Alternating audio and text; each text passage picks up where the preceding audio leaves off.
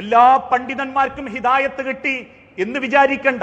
എല്ലാ പ്രാസംഗികന്മാരും എല്ലാ മൗലവിമാരും എല്ലാ ഉസ്താദുമാരും അങ്ങനെ ഹിദായത്ത് കിട്ടിയത് മൗസൂമിങ്ങളാ, അവരൊക്കെ സ്വർഗത്തിലേക്ക് ടിക്കറ്റ് എടുത്തവരാ എന്ന് വിചാരിക്കല്ലേ. അതല്ലെങ്കിൽ ഇസ്ലാമിക ചിഹ്നങ്ങൾ മാത്രം ശരീരത്തിൽ പുരട്ടി ജുബ്ബയും തലപ്പാവും ഇടതൂർന്ന താടിയും കണ്ണുമറയുന്ന നിക്കാബും ധരിച്ചവർക്കൊക്കെ ഹിദായത്ത് കിട്ടി എന്നും ലോകത്ത് അള്ളാന്റെ തിരുദൂതൻ പഠിപ്പിച്ചിട്ടില്ല.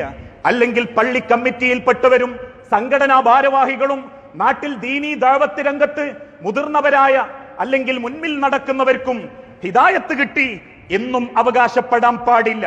ഒരു പക്ഷേ അതൊക്കെ ദുനിയാവിലെ കേവലം അഭിനയങ്ങൾ മാത്രമാ, അലങ്കാരങ്ങൾ മാത്രമാ. കാരണം തീവ്രവാദികളുടെ മുഖത്തും ഇസ്ലാമിന്റെ ചിഹ്നങ്ങളുണ്ട്. പിടിക്കപ്പെടുമ്പോൾ മറയ്ക്കുന്നതും ഇസ്ലാമിന്റെ ചിഹ്നങ്ങളെയാണെങ്കിൽ മതചിഹ്നങ്ങളോ മതപരമായ പദവികളോ പഠിച്ചു എന്ന അടയാളമോ ഏതെങ്കിലും ഒരു മഹല്ലിന്റെ നേതൃത്വം ഏറ്റെടുക്കലോ അല്ല ഹിദായത്തിന്റെ ലക്ഷണം. മറിച്ച് ഹിദായത്ത് കിട്ടണമെങ്കിൽ അവർക്ക് ചില യോഗ്യതകൾ ഉണ്ടാകണം, ചില ലക്ഷണങ്ങൾ ഉണ്ടാകണം. എന്തേ ഒന്നാമത്തെ ലക്ഷണം? ഫൽ അബ്ദു, ആ അടിമ എങ്ങനെയായിരിക്കും? യത്ലുബു ബിസ്സബരി, ഏത് കാര്യത്തിലും ക്ഷമയോടെ റബ്ബിൽ നിന്നും കാത്തിരിക്കുന്നവനായിരിക്കും. ഇപ്പൊ കിട്ടണം, ഇപ്പൊ സുക്കേട് മാറണം, നിമിഷ നേരം കൊണ്ട് എനിക്ക് ആ കാര്യം നടക്കണം, എന്റെ സമാധാനം എനിക്ക് ലഭിക്കണം എന്ന് ചിന്തിക്കാതെ റബ്ബ് തരുമ്പം കിട്ടട്ടെ, കാരണം റബ്ബിൽ നിന്ന് കിട്ടിയാലേ എനിക്കതിന് സമാധാനമുള്ളൂ എന്ന് ചിന്തിച്ച് ക്ഷമയോടെ ഏത് വിഷയത്തിലും കാത്തിരിക്കുന്നവർ, വസ്സിബാത്ത്, എന്ത് പ്രതികൂല സാഹചര്യമുണ്ടായാലും അള്ളാന്റെ ദീനിന്റെ കൂടെ ഉറച്ചു നിൽക്കുന്നവർ. പെണ്ണുങ്ങൾക്ക് അതിഷ്ടം, മക്കൾക്ക് ഇതിഷ്ടം, പുതിയാപ്ലമാർക്ക് അതിഷ്ടം, മൂത്താപ്പാക്ക് ഇതിഷ്ടം, മൂത്ത കാരണവർ അങ്ങനെ പറഞ്ഞു എന്ന അയകൊയമ്പൻ നിലപാടല്ല. വസ്സിബാത്തു ഫിൽ ഹഖ്, ഏത് സമയത്തും ആരെതിരു നിന്നാലും അള്ളാന്റെ ദീനിൽ ഉറച്ചു നിൽക്കാനുള്ളൊരു മനസ്സുണ്ടാകും. ബിത്വരീക്കിൽ ഇസ്തിഖാമ, എപ്പോഴും അവർ ചിന്തിക്കുന്നത് ഇസ്തിഖാമ, നേരായ ചൊവ്വായ നിലക്ക് നിൽക്കാൻ ഏതാണ് മാർഗമെന്നായിരിക്കും. നാട്ടുകാർക്കിടയിൽ പേര് കിട്ടണം, കുറച്ചാളുകൾ ബഹുമാനിക്കണം, ഈ കൂട്ടത്ത് കൂടിയാൽ അത് മൊത്തത്തിലൊരു പബ്ലിസിറ്റി കിട്ടും എന്ന നിലക്കല്ല. ബിത്വരീക്കിൽ ഇസ്തിഖാമ, ചൊവ്വായ നിലക്ക് നിൽക്കാൻ ഏത് പാതയാണോ ആ പാത അവർ തെരഞ്ഞെടുക്കും. അവിടെ ഭൂരിപക്ഷം കുറവാണെങ്കിലും യഖ്താറുൽ ഖൈറു മിനശ്ശർരി, ഷർറിൽ നിന്നും അവരെപ്പോഴും നന്മയെ തെരഞ്ഞെടുക്കുകയുള്ളൂ. വൽ ഹുദാ മിനൽ ളലാൽ, വഴികേടിൽ നിന്ന് അജ്ഞതയിൽ നിന്ന് വെളിച്ചത്തിലേക്ക് വരാനുള്ള ശ്രമമെങ്കിലും അവർ നടത്തും. എന്റെ വാപ്പമാരും കാരണവന്മാരും ഇങ്ങനെയൊക്കെയാ ചെയ്തത്. ആ സ്വർഗം കിട്ടിയാ മതി, ആ നരകത്തിലേക്കാണ് പോകുന്നതെങ്കിൽ പോയിക്കോട്ടെ.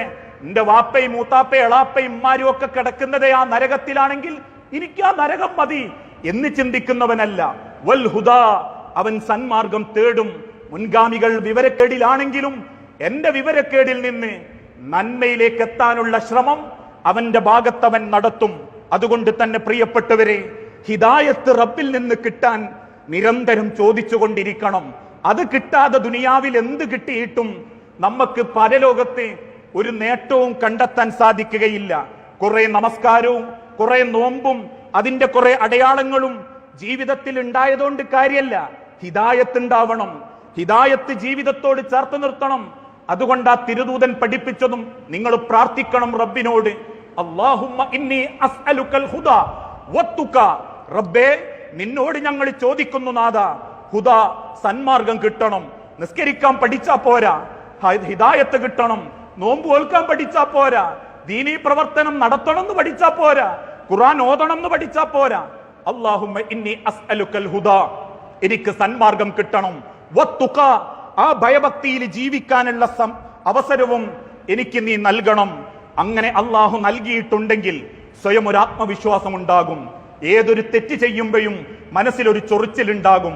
ഞാനത് ചെയ്യാൻ പാടില്ലാത്തവനാ, ഞാൻ ആ വിഷയത്തിൽ ഇടപെടാൻ പാടില്ലാത്തവനാ, ഞാൻ ആ അനീതിക്ക് കൂട്ടുനിൽക്കാൻ പാടില്ലാത്തവനാ, എന്റെ വീട്ടിലെ മക്കളോട് ഞാൻ ആ നീതി ചെയ്യേണ്ടവനാ, എന്റെ മാതാപിതാക്കളോട് ഞാൻ ആ കരുണ കാണിക്കേണ്ടവനാ.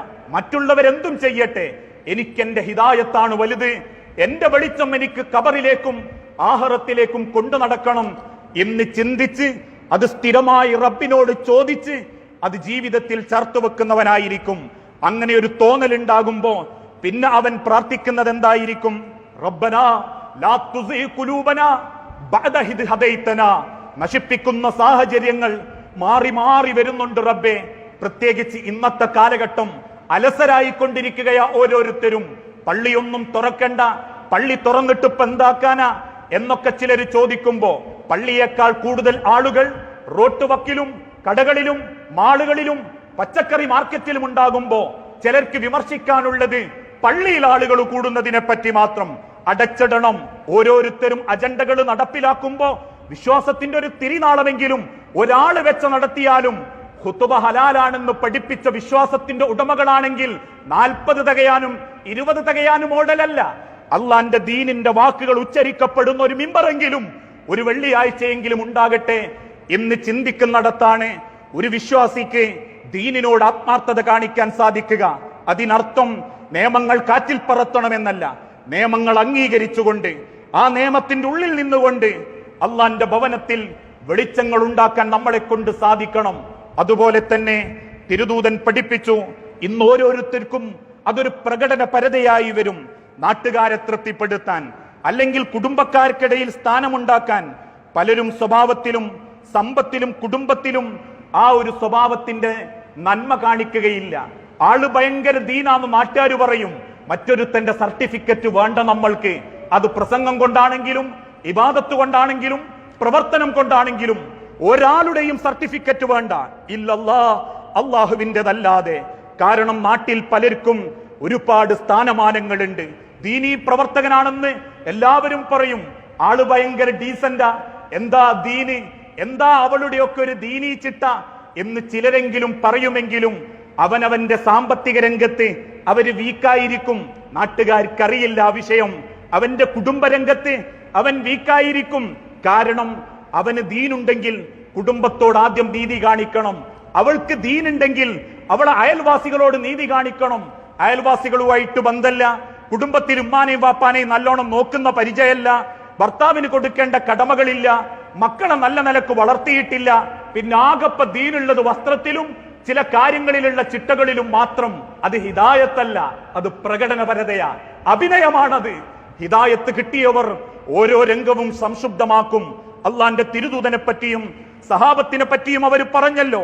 വല്യുപ്പ എന്ന നിലക്ക്, വാപ്പ എന്ന നിലക്ക്, മകൻ എന്ന നിലക്ക്, ഭർത്താവ് എന്ന നിലക്ക്, നാട്ടുകാരൻ എന്ന നിലക്ക് തിരുദൂതൻ എല്ലാവർക്കും മാതൃകയായിരുന്നു.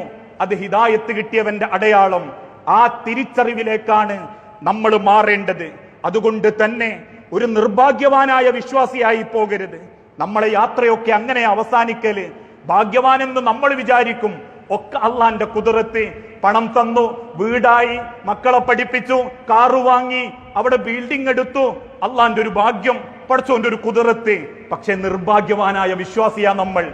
അള്ളാഹ് തരേണ്ട ഹിദായത്ത് അത് റബ്ബ് തന്നിട്ടില്ല. അത് തരാത്തതിന് നമുക്കൊരു ബേജാറും അള്ളാഹിനോട് പറയാനും തോന്നിയിട്ടില്ല. ബാക്കിയൊക്കെ കിട്ടിയപ്പോ, കിട്ടേണ്ട ഒന്ന് മാത്രം കിട്ടാതായപ്പോ അത് വലുതാണെന്ന് ചിന്തിക്കാതെ ജീവിച്ച് തീർക്കുന്ന മുഅ്മിനീങ്ങളാവാതെ, നിർഭാഗ്യവാനായ ഒരു വിശ്വാസിയാവാതെ, ഭാഗ്യം റബ്ബിനോട് ചോദിച്ച് ഹിദായത്തിൽ ഉറച്ചു നിന്ന് ജീവിക്കാൻ നമ്മൾ പരിശ്രമിക്കുക.